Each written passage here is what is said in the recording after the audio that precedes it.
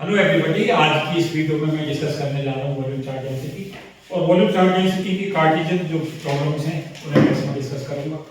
सबसे महत्वपूर्ण जो हमारी चार्ट डेंसिटी है वो यही है, क्योंकि दुनिया में मैक्सिमम चीज़ें जो होती हैं वो हमारी 3D होती हैं। तो कार्टेशियन कोऑर्डिनेट में प्रॉब्लम करेंगे हम और टॉपिक हमारा होगा वॉल्यूम चार्ट डेंसिटी। तो हम कैसे लें? सबसे पहले एक हम क्या करें, क्यूबॉइड बना लें।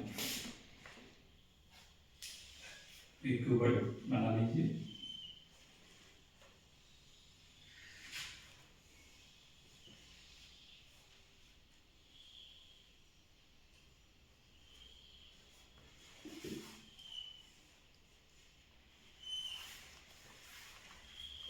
क्यूबॉइड की साइड ए, बी और सी दे दीजिए। इसमें एक छोटा सा, इस पूरे में चार्ज का डिस्ट्रीब्यूशन क्यू मान लीजिए और इसका वॉल्यूम भी मान लीजिए। इसमें एक छोटा सा एक क्यूबॉइड और बना लीजिए जिसकी x axis this one is d x, this one is d Y और this one is d z. ये जो हमारा क्यूबॉइड का छोटा सा क्यूबॉइड है, इसके अंदर चार्ज मान लो बी क्यू है और इसका वॉल्यूम मान लो, इसका वॉल्यूम डी वी है।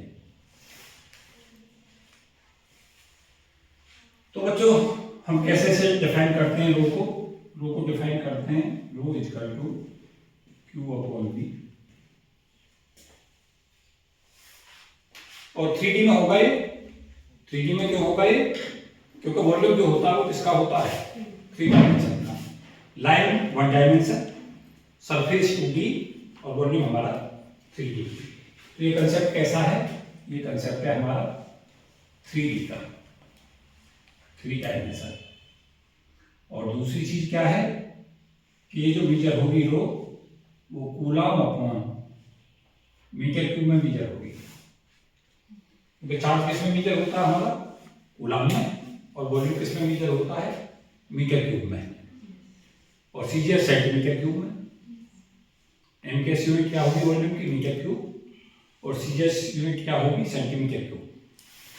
तो हम क्या करें कि अगर हमारा छोटा सा सेगमेंट है, उसमें चार्ज ये हमारा क्यूब कूलम में नप गया और ये हमारा मीटर क्यूब में हो गया। अगर हम डायमेंशन निकालना चाहें इसकी डायमेंशन, तो हम कैसे कैलकुलेट करें? रो की डायमेंशन, चार्ज की डायमेंशन जो होती है क्यू होता है आई टी अपॉन वॉल्यूम को ले लेंगे एल क्यू। वॉल्यूम किसमें मीटर होगा? एल की पावर क्यू, लेंथ की पावर क्यू। आई का मात्रक हो गया ए, टाइम का जो टी हो गया और ये एल माइनस 3 ऊपर चला जाएगा। तो रो की डायमेंशन जो होगी वो हमारी ए टी एल माइनस 3 होगी। रो का मात्रक कूलम पर मीटर क्यूब होगा। अब हमारे पास आगे कंसेप्ट हमारा क्या है कि अगर डी क्यू हमारा सेगमेंट है और उस डी क्यू चार्ज जो है वो सेगमेंट ऑफ वॉल्यूम डीवी में है, तो रो को हम कैसे डिफाइन करेंगे? रो को डिफाइन करेंगे rho equal to d q upon dv. D q और डीवी यहाँ देखो कितना हो गया volume, d x d y d Z.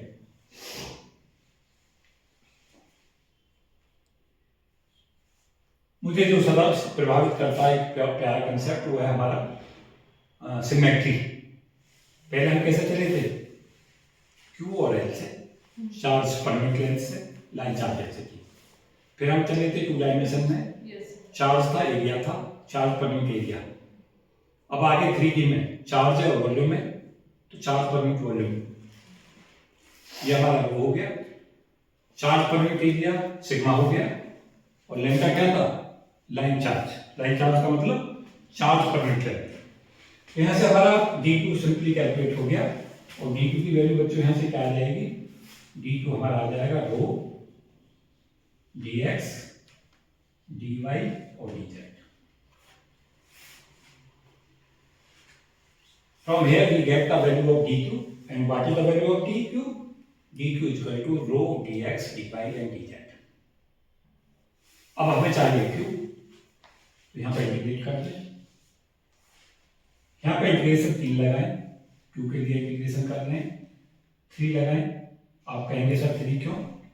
X Y और जेड तीनों के लिए हमें लेना होगा, तो 3 इंटीग्रल, ये तो क्यू आ गया, और क्यू जो नेट चार्ज आ गया वो हमारा 3 इंटीग्रल, ये हमारा जेड की लिमिट, यहाँ वाई की लिमिट, यहाँ एक्स की लिमिट, और ये हमारा rho d x d Y और डी जेड। कितना सिमेट्री है? पहले हमारे पास था 1D में क्यू बराबर integral lambda into d x, फिर हमारे पास में क्या था? क्यू बराबर sigma d x d Y, और अब क्यू क्या आ गया? Rho d x d y d z. अब क्वेश्चन कैसा आएगा? कहता है, मैं कुछ प्रॉब्लम देता हूं बना के आपको सॉल्व करने के लिए। कहता है रो वेरी कर रहा है, एक्स वाई जेड का फंक्शन है, किसी क्यूबॉइड के अंदर रो की जो वैल्यू है वो rho not x upon a y upon b z upon c है, और साइड क्या है? Side a cross b cross c है। ए क्रॉस बी का मतलब ये एक्स एक्सिस पे साइड, ये वाई पे, ये जेड पे। कहता है कैलकुलेट कीजिए नेट चार्ज क्या होगा, और कोई जरूरी नहीं है यही दे, इस टाइप का क्वेश्चन दे सकता है। रो फंक्शन जो एक्स वाई जेड का है वो है rho not x square upon a square y upon b z upon c, और दे सकता है रो जो फंक्शन एक्स वाई जेड का है बराबर rho not x square upon a square y square upon b square z upon c, और दे सकता है rho which is the function of rho not x square upon a square y square upon b square और z square upon c square. 4 question देखो, pattern की सबके same होंगे, side हमारी एबीसी है, और इस पे लाइन लगा के क्वेश्चन बनाए जा सकते हैं, क्योंकि तुम देख रहे होगे पहले तो एक्स वाई जेड में था, फिर एक्स स्क्वायर वाई जेड बना, फिर एक्स स्क्वायर वाई स्क्वायर में बना, जेड में x square y square z square, और ऐसे ही चेंज करते चले जाएंगे।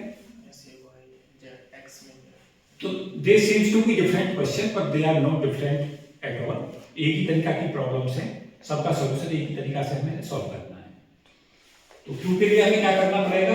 यहाँ इसे सपोज कि मैं इस क्वेश्चन को सॉल्व करना चाहता हूँ, ये क्वेश्चन में आपके लिए सॉल्व कर रहा हूँ, बाकी के होमवर्क में करके देखें। सेकंड, थर्ड और फोर्थ को आपको होमवर्क में सॉल्व करना है, फर्स्ट को मैं सॉल्व करा दे रहा हूँ। तो हम क्या करेंगे? क्यू बराबर इंटीग्रल, तीनों इंटीग्रल लगा दें, रो की वैल्यू पुट कर दें, rho not x y z upon a b c, और डी एक्स डी वाई और डी जेड। क्या किया मैंने? इस रो की वैल्यू को लिख दिया, rho not x y z upon a b c. Rho naught तो अपॉन ए बी सी पे कांस्टेंट है, ये सब बाहर आ जाएंगे, इनको बाहर ले आइए, rho not upon a b c ये बाहर आ गया इंटीग्रल से, और इंटीग्रेशन ले ले X D X Y D Y और जेड डी जेड।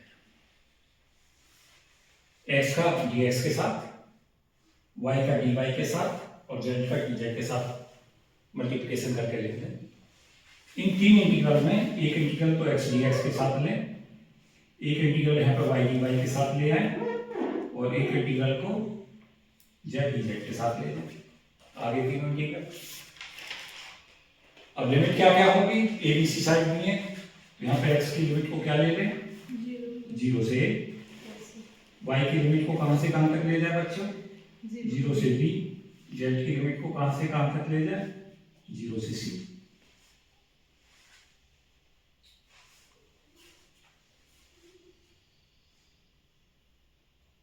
कोई प्रॉब्लम है समझने में? तो ये हमारा rho not upon a b c, ये वैल्यू यहां से आएगी, rho not upon a b सी।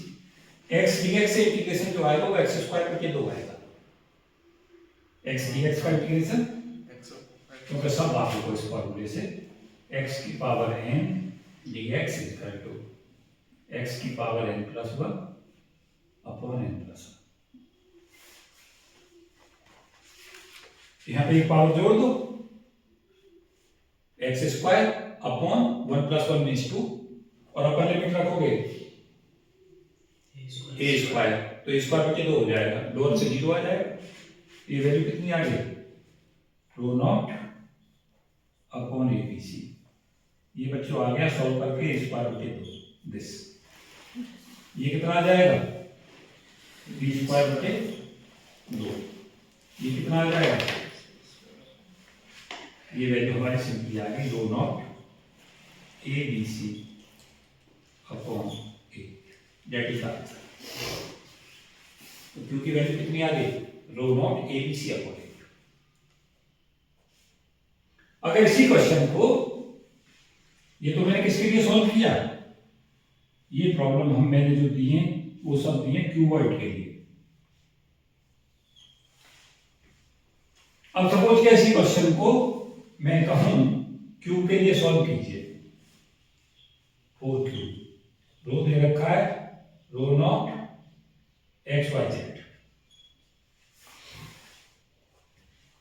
अब क्यूब के लिए साइड से ए बी सी है वो अलग अलग नहीं होंगी, ए बी और सी तीनों आपस में इक्वल हो जाएंगे। क्यूबॉइड और क्यूब में क्या अंतर होता है, क्यूबॉइड्स में जो साइड होती हैं along X axis, along Y axis, along Z axis, वो तीनों अलग अलग होती हैं, और क्यूब में सेम होती है। तो अगर ये प्रॉब्लम क्यूब के लिए की जाए और कहा जाए कि वॉल्यूम जो है क्यूब का ए क्यूब है, और इस तरीका से रिप्रेजेंट कर रहा है, साइड एक्स पे भी ये है, वाई पे भी ये है और जेड पे भी ये है। कहता चार्ज निकालिए, और रो की वैल्यू क्या दी है हमें क्वेश्चन में, रो दे रखा है rho equal to rho not x y Z.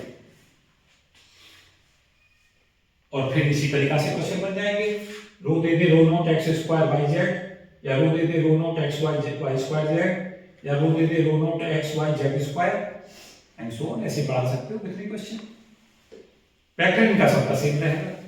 अब क्या करेंगे, यहां से चलेंगे इस क्वेश्चन को सॉल्व करने, तो यहां से ऐसे ले लेंगे Q equal to rho not X D X Y D Y और जेड डी जेड, और लिमिट सबकी क्या ले लेंगे, जीरो से और जीरो से।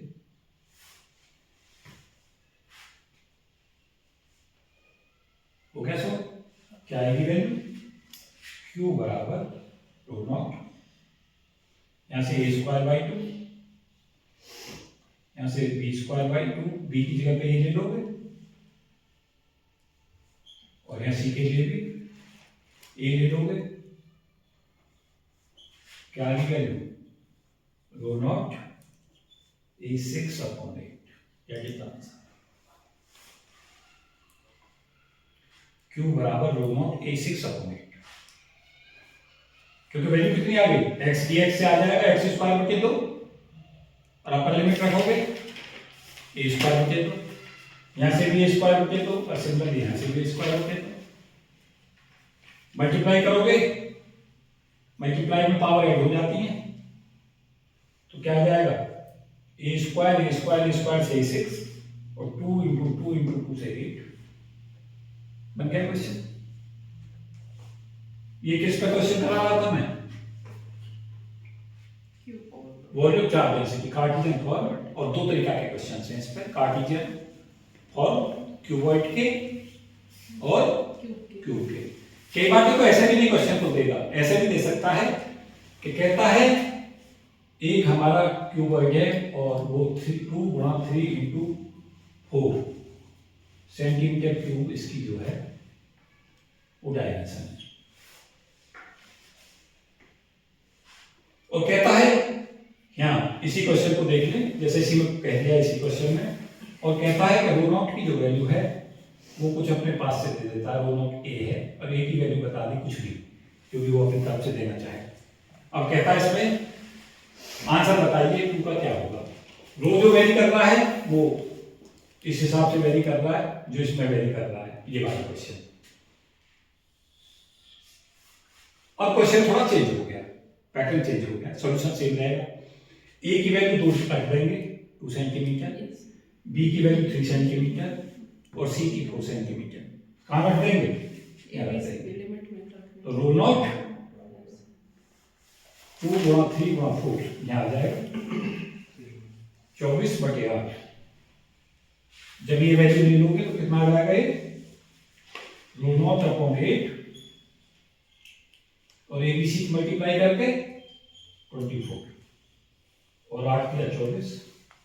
आंसर कितना आ गया? 3 रो नॉट। रो नॉट को मैं ए कह रहा हूं, 3 आंसर हो गया। क्वेश्चन बनाना नहीं आया?